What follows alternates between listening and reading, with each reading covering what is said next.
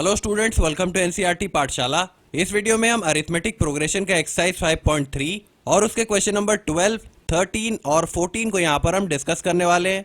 तो चलिए शुरू करते हैं क्वेश्चन नंबर 12 के साथ। तो यहाँ पर हमें क्वेश्चन दे रखा है, find the sum of the first 40 positive integers divisible by 6।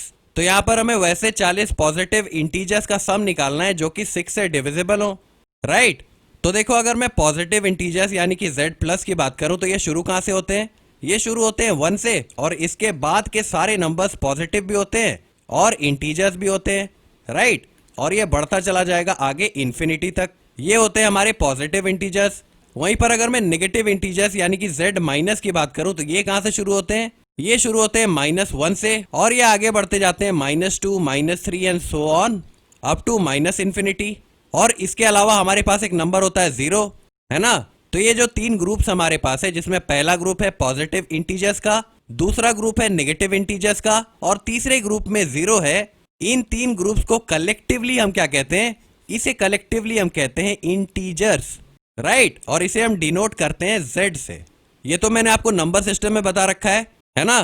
तो यहाँ पर बेसिकली हम पॉजिटिव इंटीजर्स की बात कर रहे हैं, जो कि ये पहला ग्रुप है। ये है 1, 2, 3, 4 and so on up to infinity. अब देखो, क्वेश्चन में हमें कहा गया है कि हमें पहले 40 वैसे नंबर्स का सम निकालना है जो कि 6 से डिवाइड होते हो, है ना। तो ये जो पॉजिटिव इंटीजर्स का ग्रुप हमारे पास है, इसमें सबसे छोटे नंबर की अगर मैं बात करूं जो कि 6 से डिविजिबल होगा, तो वो नंबर कौन सा होगा? वो नंबर होगा 6, है ना। तो यहाँ पर मैं लिख देता हूँ 6। ये एक पॉजिटिव इंटीजर भी है और ये 6 से डिविजिबल भी होगा, क्योंकि 6 1 टाइम्स इज 6। अब इसके बाद अगला नंबर कौन सा होगा जो कि 6 से डिविजिबल होगा? ये होगा 12, है ना, क्योंकि 6 2 टाइम्स इज 12। इसके बाद तीसरा नंबर हमारे पास होगा 18, फर्दर यहाँ पर आ जाएगा 24 एंड सो ऑन। तो इस तरह से ये सीरीज हमारे पास बन चुकी है। अब देखो, ये जो सीरीज हमारे पास बनी है, इसमें सारे नंबर्स पॉजिटिव इंटीजर्स भी हैं और ये 6 से डिविजिबल भी है। तो हमें इस सीरीज में आने वाले पहले 40 नंबर्स का सम निकालना है ना। तो देखो, यहाँ पर मैं इस अरिथमेटिक प्रोग्रेशन को रिप्रेजेंट कर देता हूँ। यहाँ पर हमारे पास पहला टर्म यानी कि a1 आएगा, और ये हमारे पास कितना आया था? ये आया था 6। इसके बाद सेकेंड टर्म यानी कि a2 आएगा, और ये हमारे पास था 12। फर्दर यहाँ पर थर्ड टर्म यानी कि a3 आएगा, ये हमारे पास था 18। इसके बाद यहाँ पर चौथा टर्म आएगा यानी कि a4, ये हमारे पास था 24। और इस तरह से ये सीरीज आगे बढ़ती जाएगी। तो सपोज आगे बढ़ने पर यहाँ पर इस अरिथमेटिक प्रोग्रेशन का 40वां टर्म यानी कि a40 आएगा। तो हमें यहाँ पर करना क्या है? बेसिकली हमें यहाँ पर पहले टर्म यानी कि a1 से लेकर के 40th टर्म यानी कि a40 तक के सारे नंबर्स का सम निकालना है ना। और इसी को आप कहते हो s40, यानी कि पहले 40 टर्म्स तक का सम, राइट। अब देखो, सम यानी कि s ऑफ n की अगर मैं बात करूं तो इसका फॉर्मूला क्या होता है? ये होता है n/2 2a plus n-1 into D, right. अब देखो, n होता है नंबर ऑफ टर्म्स, और यहाँ पर इस अरिथमेटिक प्रोग्रेशन के कितने टर्म्स का हमें सम निकालना है? हमें इसके पहले 40 टर्म्स का सम निकालना है। तो n यानी कि नंबर ऑफ टर्म्स हमें कितना दे रखा है? ये हमारे पास है 40। तो यहाँ पर मैं लिख देता हूँ n यानी कि नंबर ऑफ टर्म्स हमें दे रखा है 40। इसके बाद a यानी कि पहले टर्म की अगर मैं बात करूं तो हमारे पास यहाँ पर जो अरिथमेटिक प्रोग्रेशन है, इसका पहला टर्म क्या है? ये है 6, है ना। तो यहाँ पर a की वैल्यू है 6 के बराबर। इसके बाद d यानी कि कॉमन डिफरेंस, इसे आप इजीली कैलकुलेट कर सकते हो। ये तो आपको देखकर ही समझ आ रहा होगा कि यहाँ पर सारे नंबर 6 के डिफरेंस से आगे बढ़ रहे हैं, है ना। फिर भी आइए हम इसे कैलकुलेट कर लेते हैं। d यानी कि कॉमन डिफरेंस, इसकी वैल्यू कहाँ से आती है? इसके लिए हम सेकंड टर्म यानी कि a2 से सब्ट्रैक्ट करते हैं फर्स्ट टर्म यानी कि a1। अब देखो, सेकंड टर्म यानी कि a2 हमारे पास है 12, तो यहाँ पर सबसे पहले आ जाएगा a2 की जगह पर 12, और इससे हमें सब्ट्रैक्ट करना है फर्स्ट टर्म यानी कि a1, और a1 की वैल्यू हमारे पास है 6। तो यहाँ पर a1 की जगह पर आ जाएगा 6, और 12 - 6 ये कितना होता है? ये होता है 6 के बराबर। तो ये हो जाएगा हमारे पास कॉमन डिफरेंस यानी कि d की वैल्यू। तो यहाँ पर मैं लिख देता हूँ d हमारे पास है 6। अब आइए इन वैल्यूज को हम इस फॉर्मूले में पुट करते हैं। तो देखो, सबसे पहले हमारे पास है s ऑफ n, और n की वैल्यू है 40, तो यहाँ पर आ जाएगा 40। This is equal to n/2 यानी कि 40/2 ब्रैकेट 2 इंटू a हमारे पास है 6, तो यहाँ पर a की जगह पर आ जाएगा 6 प्लस n-1, और क्योंकि n 40 है तो यहाँ पर आ जाएगा 40 - 1 इंटू d, और d हमारे पास है 6, तो यहाँ पर मैं लिख देता हूँ 6। तो सबसे पहले 240 को 20 टाइम्स कैंसिल कर देगा, है ना। तो यहाँ पर फर्दर वैल्यू आ जाएगी 20, और ब्रैकेट के भीतर हमारे पास क्या है? यहाँ पर सबसे पहले 2 इंटू 6 हो जाएगा 12, तो यहाँ पर मैं लिख देता हूँ 12 प्लस 40 माइनस 1 कितना हो जाएगा, ये हो जाएगा 39, और 39 इंटू 6 कितना होता है, यहाँ पर मैं कर लेता हूँ 39 इंटू 6, तो 6 9 times is 54, 4 5 carry over, 6 3 times is 18 and 18 plus 5 is 23, तो यहाँ पर आ जाएगा 23, तो 40 माइनस 1 हो जाएगा 39, और 39 इंटू 6 हो जाएगा 234 के बराबर, तो यहाँ पर मैं लिख देता हूँ 234। फर्दर यहाँ पर वैल्यू आ जाएगी 20 इंटू 234 प्लस 12 कितना हो जाएगा, ये हो जाएगा 246 के बराबर, तो यहाँ पर मैं लिख देता हूँ 246। अब हमें 20 को मल्टीप्लाई करना है 246 के साथ, इसके लिए मैं 2 से मल्टीप्लाई कर देता हूँ 246 को, और इसके बाद एंड में हम एक 0 ऐड कर देंगे, तो 2 6 टाइम्स इज 12, तो यहाँ पर आ जाएगा 12 का 2, 1 हमारे पास कैरी, इसके बाद 2 4 टाइम्स इज 8, और 8 प्लस 1 हो जाएगा 9, तो यहाँ पर मैं लिख देता हूँ 9, और इसके बाद 2 2 टाइम्स इज 4, तो यहाँ पर आ जाएगा 4, और क्योंकि नंबर हमारे पास 2 नहीं 20 था, तो यहाँ पर लास्ट में मैं एक 0 ऐड कर देता हूँ, तो ये हमारे पास सम आ गया पहले 40 टर्म्स तक का। तो क्वेश्चन नंबर 12 का आंसर क्या हो जाएगा, वैसे पहले 40 पॉजिटिव इंटीजर्स जो कि 6 से डिविजिबल हों उनका सम हमारे पास कितना आ गया, ये हमारे पास है 4920 के बराबर, राइट। तो यही इस क्वेश्चन का आंसर हो जाएगा। अब आइए हम बात करते हैं क्वेश्चन नंबर 13 की। ओके, तो ये रहा क्वेश्चन नंबर 13। यहाँ पर हमें दे रखा है find the sum of the first 15 multiples of 8। तो देखो यहाँ पर हमें 8 के पहले 15 मल्टीपल्स का सम निकालना है। अब मल्टीपल्स क्या होते हैं, देखो मल्टीपल्स को अगर मैं आपको आसान भाषा में समझाऊं तो किसी नंबर के मल्टीपल्स होते हैं उसके टेबल्स, राइट। जैसे कि यहाँ पर हमें 8 के मल्टीपल्स की बात करनी है, तो ये क्या हो जाएगा, ये हो जाएगा 8 का टेबल। तो 8 का टेबल क्या होता है, 8 1 टाइम्स इज 8, इसके बाद 8 2 टाइम्स इज 16, इसके बाद 8 3 times is 24, further 8 4 times is 32, है ना। तो ये सारे नंबर जो हमारे पास हैं यही होते हैं 8 के मल्टीपल्स। तो यहाँ पर हमें क्वेश्चन में करना क्या है, हमें 8 के पहले 15 मल्टीपल्स का सम निकालना है, राइट। तो देखो यहाँ पर जो अरिथमेटिक प्रोग्रेशन बनेगी, इसका पहला टर्म यानी कि A1 यहाँ पर आएगा, इसके बाद सेकेंड टर्म यानी कि A2 यहाँ पर आएगा, थर्ड टर्म यानी कि A3 यहाँ पर आएगा, इसके बाद फोर्थ टर्म यानी कि A4 यहाँ पर आएगा, और इस तरह से जब हम आगे बढ़ेंगे तो यहाँ पर कहीं पर 15th टर्म यानी कि A15 आएगा, राइट। तो यहाँ पर क्वेश्चन में हमें कहा यह जा रहा है कि हमें पहले टर्म यानी कि A1 से लेकर के 15th टर्म यानी कि A15 तक के सारे नंबर्स का सम निकालना है। और इसे आप लिखोगे कैसे, इसे आप लिखोगे S15 यानी कि पहले 15 टर्म्स तक का सम, है ना। तो ये हमें फाइंड आउट करना है। तो सम यानी कि S ऑफ n, इसका फॉर्मूला क्या होता है, ये होता है n/2 2a plus n-1 into D, right. अब यहाँ पर n यानी कि नंबर ऑफ टर्म्स की वैल्यू कितनी है, ये हमारे पास है 15 के बराबर, क्योंकि हमें पहले 15 टर्म्स तक का ही सम निकालना है। तो यहाँ पर मैं लिख देता हूँ n की वैल्यू हमें दे रखी है 15 के बराबर। इसके बाद a यानी कि फर्स्ट टर्म हमारे पास क्या है, इस अरिथमेटिक प्रोग्रेशन का पहला टर्म हमारे पास है 8, तो यहाँ पर a की जगह पर आ जाएगा 8। और अगर मैं d यानी कि कॉमन डिफरेंस की बात करूं तो ये आप फिर से देखकर ही समझ सकते हो, यहाँ पर जितने नंबर से वो 8 के डिफरेंस से आगे बढ़ रहे हैं तो डिफरेंस हमारे पास 8 ही आएगा, राइट। फिर भी इसे हम कैलकुलेट कर लेते हैं। इसके लिए हम सेकंड टर्म यानी कि A2 से सब्ट्रैक्ट करेंगे फर्स्ट टर्म यानी कि A1। A2 यानी कि सेकंड टर्म हमारे पास है 16, तो यहाँ पर A2 की जगह पर मैं लिख देता हूँ 16। इससे हमें सब्ट्रैक्ट करना है फर्स्ट टर्म यानी कि A1, और A1 हमारे पास है 8, तो यहाँ पर A1 की जगह पर आ जाएगा 8, और 16 माइनस 8 ये कितना होता है, ये होता है 8 के बराबर। तो ये हमारे पास D यानी कि कॉमन डिफरेंस की वैल्यू आ जाएगी। तो यहाँ पर मैं लिख देता हूँ D की जगह पर 8। अब आइए इन वैल्यूज को हम इस फॉर्मूले में पुट करते हैं। तो यहाँ पर सबसे पहले S ऑफ n में n के जगह पर आ जाएगा 15, this is equal to n/2 यानी कि 15/2 ब्रैकेट 2 इंटू a हमारे पास है 8 प्लस n-1 यानी कि 15 माइनस 1 इंटू d, और d हमारे पास है 8, तो यहाँ पर आ जाएगा 8। फर्दर यहाँ पर वैल्यू आ जाएगी 15/2, और ब्रैकेट के भीतर की अगर हम बात करें तो 2 इंटू 8 हो जाएगा 16, तो यहाँ पर पहले आ जाएगा 16 प्लस 15 माइनस 1 हो जाएगा 14, और 14 इंटू 8 कितना होता है, ये होता है 112 के बराबर।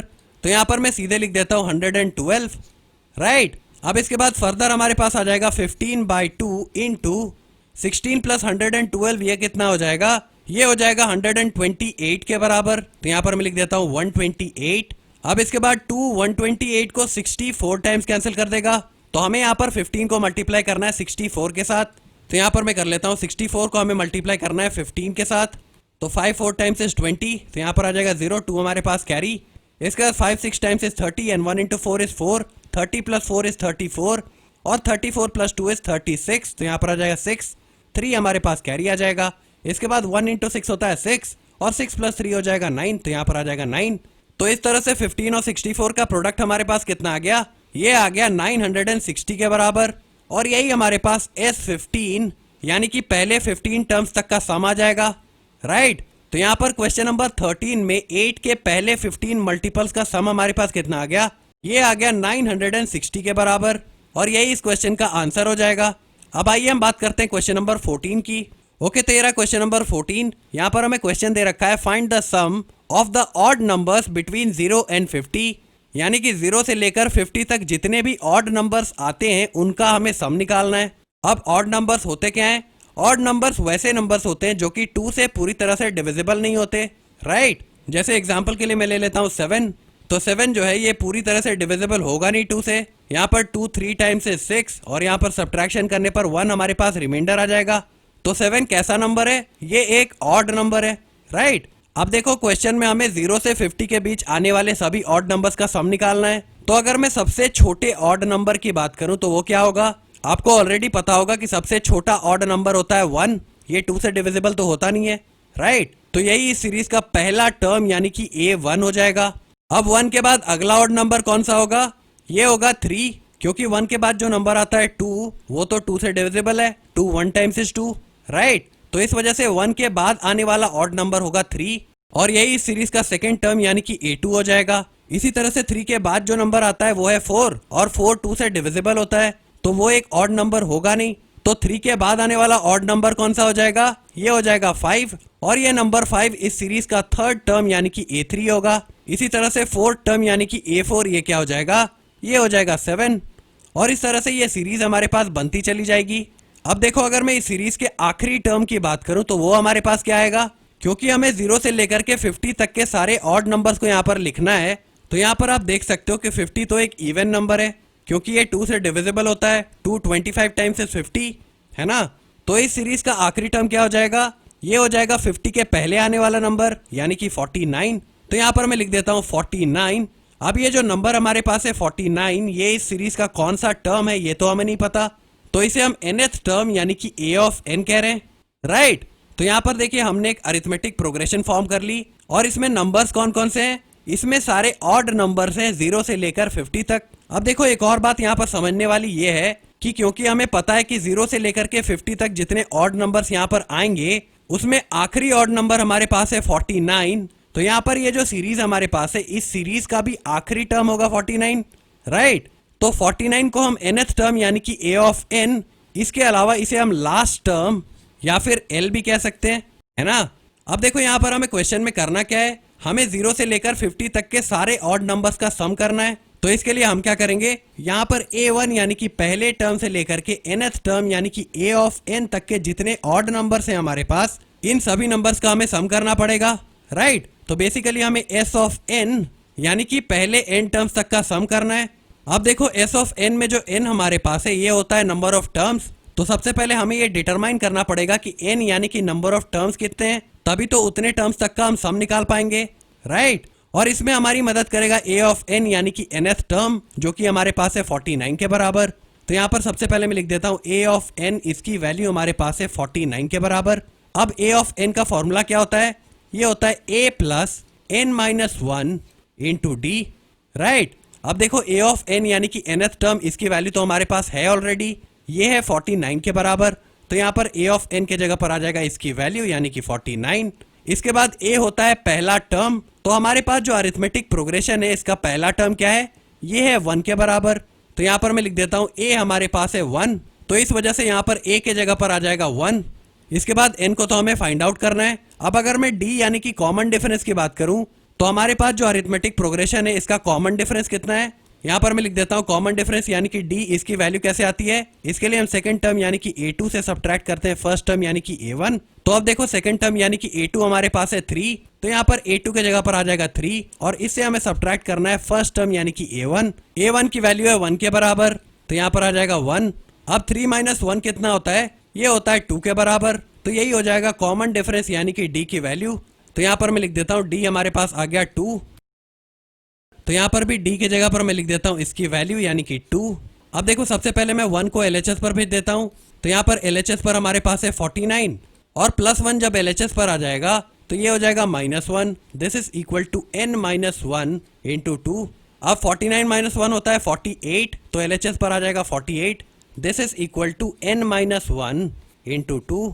अब अगर मैं 2 से LHS और RHS दोनों पर डिवाइड कर दूं तो RHS पर 2 और 2 कैंसिल हो जाएंगे और LHS पर 2 48 को 24 टाइम्स कैंसिल कर देगा। तो यहाँ पर वैल्यू आ जाएगी 24 इज इक्वल टू n-1। अब अगर मैं -1 को LHS पर भेज दूं तो यहाँ पर LHS पर हमारे पास है 24 और -1 जब LHS पर आ जाएगा तो ये हो जाएगा +1। This is equal to n, यानी कि फाइनली हमारे पास n की वैल्यू आ गई 25 के बराबर, राइट। तो यहाँ पर मैं लिख देता हूँ n हमारे पास आ गया 25 के बराबर। तो यहाँ पर जो n हमने लिख रखा है इसके जगह पर आ जाएगा 25 और a ऑफ n में n की जगह पर आ जाएगा 25। तो इसका मतलब ये हुआ कि ये जो नंबर हमारे पास है 49, ये इस अरिथमेटिक प्रोग्रेशन का 25th टर्म है, राइट। और फाइनली यहाँ पर भी n के जगह पर हम लिख देंगे उसकी वैल्यू यानी कि 25। तो इसका मतलब ये हुआ कि हमें इस अरिथमेटिक प्रोग्रेशन के पहले 25 टर्म्स तक का सम निकालना है। अब देखो s ऑफ n इसका फॉर्मूला क्या होता है, ये होता है n/2 2a plus n-1 into d, right. तो यहाँ पर n, a और d इन तीनों की वैल्यूज हमारे पास हैं, इनको हम इस फॉर्मूले में पुट कर देते हैं। तो यहाँ पर सबसे पहले s ऑफ n में n के जगह पर आ जाएगा 25। This is equal to n/2 यानी कि 25/2 ब्रैकेट 2 इंटू a हमारे पास है 1, तो यहाँ पर आ जाएगा 1 प्लस n-1 यानी कि 25 - 1 इंटू d, और d हमारे पास है 2 के बराबर, तो यहाँ पर मैं लिख देता हूँ 2। तो फर्दर हमारे पास आ जाएगा 25/2 और ब्रैकेट के भीतर हमारे पास क्या है, सबसे पहले 2 इंटू 1 हो जाएगा 2, तो यहाँ पर मैं लिख देता हूँ 2 प्लस 25 - 1 कितना हो जाएगा, ये हो जाएगा 24 और 24 इंटू 2 ये कितना हो जाएगा, ये हो जाएगा 48 के बराबर, राइट। तो फर्दर यहाँ पर आ जाएगा 25/2 इंटू 48 प्लस 2 कितना हो जाएगा, ये हो जाएगा 50 के बराबर, तो यहाँ पर मैं लिख देता हूँ 50। अब 250 को 25 टाइम्स कैंसिल कर देगा, तो फाइनली हमें 25 को मल्टीप्लाई करना है 25 के साथ, यानी कि हमें 25 का स्क्वायर करना है बेसिकली। तो 25 का स्क्वायर कितना होता है, ये होता है 625 के बराबर, और यही हो जाएगा S25 यानी कि पहले 25 टर्म्स तक का सम, राइट। अब देखो सम ऑफ n टर्म्स यानी कि s ऑफ n का एक और फॉर्मूला होता है, ये क्या होता है, ये होता है n/2 a plus l, right. और ये फॉर्मूला हम तब यूज करते हैं जब जिस अरिथमेटिक प्रोग्रेशन का हमें सम निकालना हो उसका लास्ट टर्म यानी कि l ये हमें पता हो।